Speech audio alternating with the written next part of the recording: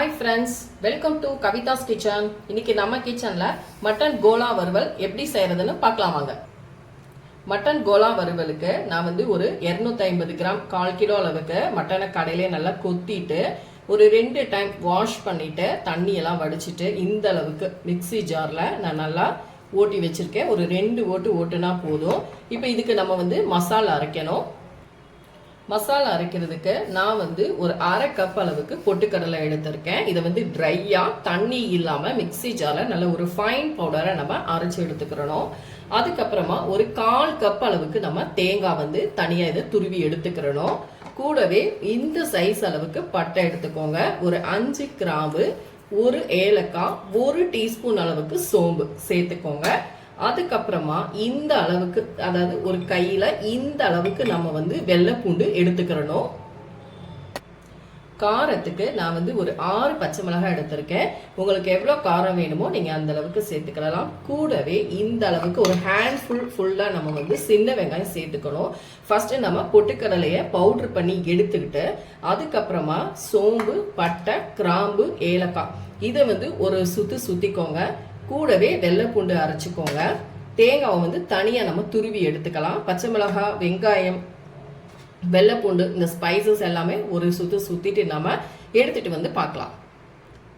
இப்போ நம்ம மசாலா எல்லாமே அரைச்சாச்சு, தேங்காய் துருவியாச்சு. அதே போல பொட்டுக்கடலை இந்த மாதிரி ஃபைனா பவுடர் பண்ணிக்கோங்க. ஃபர்ஸ்ட் பட்டை, சோம்பு, கிராம்பு, ஏலக்காய், பச்சை மிளகாய் ஒரு சுத்திட்டு வெள்ளை பூண்டு, சின்ன வெங்காயம் அப்படியே அதோட சேர்த்து அரைச்சிடுங்க. ரொம்ப ஃபைனாக நம்ம அரைக்க வேண்டாம், ஓரளவுக்கு இந்த மாதிரி குறைப்பாக அரைச்சிக்கோங்க. இப்போ இது நமக்கு ரெடியாக இருக்கு. இப்போ நம்ம கொத்துக்கறியோட நம்ம எல்லாத்தையும் மிக்ஸ் பண்ண ஆரம்பிச்சிடலாம். இப்போ ஒரு அகலமான பாத்திரத்தில் நம்ம ரெடியாக எடுத்து வச்சிருக்க கொத்துக்கறியை உள்ள சேர்த்துக்கலாம். இதில் நம்ம பொட்டுக்கடலை மாவு சேர்த்துக்கலாம். ஃபர்ஸ்ட் கொஞ்சம் கொஞ்சமாக நம்ம சேர்த்துக்கலாம். இது கூடவே நம்ம அரைச்சு வச்சிருந்தோம் பாருங்க பேஸ்ட், அதையும் சேர்த்துக்கலாம். கூடவே தேங்காய் அதையும் சேர்த்துக்கோங்க. இப்போ இந்த கொத்துக்கறிக்கு நமக்கு தேவையான அளவு, கோலாவுக்கு தேவையான அளவு உப்பு சேர்த்துக்கலாம். ஒரு 1/4 டீஸ்பூன் அளவுக்கு மஞ்சள் பொடி சேர்த்துக்கோங்க. அதுக்கப்புறமா ஒரு 1/2 டீஸ்பூன் அளவுக்கு மிளகாத்தூள் சேர்த்துக்கோங்க. ஏன்னா நான் ஏற்கனவே பச்சை மிளகாய் 6 சேர்த்துருக்கனால ஒரு 1/2 டீஸ்பூன் அளவுக்கு தான் சேர்த்துருக்கேன். கூடவே ஒரு 1/2 டீஸ்பூன் அளவுக்கு நம்ம கரம் மசாலா சேர்த்துக்கலாம். காரம் உங்களுக்கு எவ்வளோ தேவையோ அந்த அளவுக்கு நீங்கள் சேர்த்துக்கோங்க ஃப்ரெண்ட்ஸ். இப்போ இது கூடவே நான் ஒரு முட்டை உடச்சி வச்சுருக்கேன், அதையும் இதில் சேர்த்துட்டு எல்லாத்தையும் நல்லா மிக்ஸ் பண்ணிக்கலாம். முட்டை எதுக்காக சேர்க்குறோம்னா நல்லா சாஃப்டாக இருக்கும் நமக்கு கோலா சாப்பிடும் பொழுது, அதுக்காக தான். நான் சொன்ன அளவுகள் எல்லாமே 1/4 கிலோ அளவுக்கு ஃப்ரெண்ட்ஸ். இப்போ இது எல்லாத்தையும் நம்ம நல்லா பிசைஞ்சு கொடுத்துக்கலாம். இந்த ஸ்டேஜில் நீங்கள் உப்பு காரம் செக் பண்ணிவிட்டு நீங்கள் சேர்த்துக்கலாம். இது கூடவே நம்ம பொடியாக நறுக்கி வச்சுன கருவேப்பிலை சேர்த்துக்கலாம். அதுக்கப்புறமா மல்லி இலை பொடியாக நறுக்கினது. இப்போ இது எல்லாத்தையும் மறுபடியும் நல்லா மிக்ஸ் பண்ணிவிட்டு நம்ம ரெடியாக எடுத்து வச்சுக்கலாம். இப்போ நமக்கு கோலா வறுவலுக்கு ரெடியாக இருக்குது. இப்போ இதை நம்ம உருண்டைகளாக உருட்டிக்கலாம். உங்களுக்கு எந்த சைஸ் வேணுமோ நீங்கள் அந்த அளவுக்கு நீங்கள் உருண்டை பிடிச்சிக்கலாம். நான் இந்த அளவுக்கு எடுத்திருக்கேன். வறுவலுக்கு இந்த அளவுக்கு நான் உருட்டியிருக்கேன். ஏன்னா நம்ம ஆயிலில் ஃப்ரை பண்ணும்போது கொஞ்சம் நமக்கு நல்லா வெந்து பெருசாக வரும், அதனால இந்த அளவுக்கு நான் எடுத்திருக்கேன். இதே போல் எல்லாத்தையும் நம்ம உருண்டைகளாக உருட்டி கோலா உருண்டை எடுத்துகிட்டு வந்துடலாம்.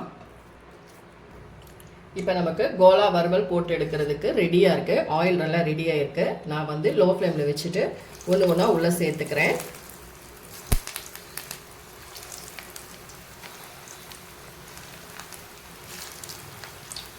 அடுப்பை லோ ஃப்ளேமில் வச்சுக்கோங்க.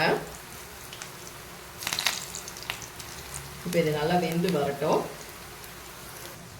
இப்போ நமக்கு ஒன் சைடு வெந்துருச்சு, திருப்பி விட்டுக்கலாம். கோலாலாம் நமக்கு பிரியாமல் எவ்வளோ பர்ஃபெக்டாக வந்திருக்கு பாருங்கள். நான் சொன்ன அளவுகளோடு நீங்கள் செஞ்சு பாருங்கள். முட்டை சேர்த்து செஞ்சு பாருங்கள், நல்லா சாஃப்டாக நல்லா இருக்கும். நம்ம உருண்டை ஒரு மீடியம் சைஸு, அது நல்லா வெந்து வரும் பொழுது பாருங்கள் நல்லா கொஞ்சம் பெரிய சைஸாக இருக்குது. இப்போ இன்னும் ஒரு சைடு நமக்கு வெந்ததுக்கப்புறம் பார்க்கலாம் ஃப்ரெண்ட்ஸ். நமக்கு அருமையாக கோலா வறுவல் ரெடி ஆயிடுச்சு பாருங்கள். எவ்வளோ பர்ஃபெக்டாக அதெல்லாம் பிரியாமல் வந்திருக்கு. அதனால தான் பொட்டுக்கடலை நம்ம சேர்த்துக்கிறது. இப்போ சூப்பராக இருக்குது. இப்போ இதை நம்ம எண்ணெயிலேருந்து வெளியே எடுத்துடலாம். ஃப்ரெண்ட்ஸ், நமக்கு அருமையான ஒரு கோலா உருண்டை சூப்பராக ரெடி ஆயிடுச்சு. கண்டிப்பாக நான் சொன்ன அளவுகளோட நீங்கள் செஞ்சு பாருங்கள். நல்லா பர்ஃபெக்டாக மசாலெல்லாம் உதிராமல் உள்ளுக்குள்ளெல்லாம் நல்லா வெந்து மேலே நல்லா கிறிஸ்பியாக இருக்குது பாருங்கள். நான் சொன்ன அளவுகளோட செஞ்சு பார்த்தீங்கன்னா பர்ஃபெக்டாக நமக்கு கோலா உருண்டை வறுவல் ரெடி ஆயிரும். இந்த வீடியோ பிடிச்சிருந்தா லைக் அண்ட் ஷேர் பண்ணுங்கள். மறக்காமல் கவிதாஸ் கிச்சனுக்கு சப்ஸ்கிரைப் பண்ணுங்கள். கூடவே பெல் பட்டனை கிளிக் பண்ணுங்கள். அப்போதான் நம்ம வீடியோஸ் எல்லாமே உங்கள் நோட்டிஃபிகேஷனுக்கு வரும். அடுத்த வீடியோவில் உங்களை சந்திக்கிறேன். தேங்க்யூ.